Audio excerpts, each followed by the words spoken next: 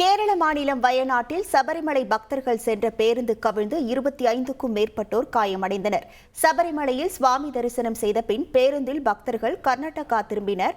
வயநாடு திருநெல்லியில் பேருந்து கட்டுப்பாட்டை இழந்து சாலையில் கவிழ்ந்து விபத்துக்குள்ளானது. பேருந்தில் 53 பயணிகள் இருந்த நிலையில் 2 குழந்தைகள் உட்பட 25க்கும் மேற்பட்டோர் காயமடைந்தனர். விபத்தை தொடர்ந்து உள்ளூர்வாசிகள், போலீசார் மற்றும் தீயணைப்பு படையினர் மீட்பு பணியில் ஈடுபட்டனர். காயமடைந்தவர்கள் மானந்தவாடி மருத்துவக் கல்லூரி மருத்துவமனையில் அனுமதிக்கப்பட்டுள்ளனர்.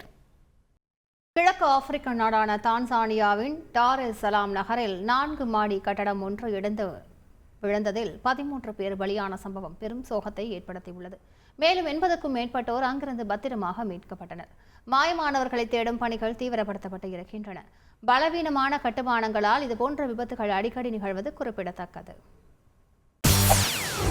செய்திகளை உடனுக்குடன் தெரிந்து கொள்ள உடனே சப்ஸ்கிரைப் பண்ணுங்க.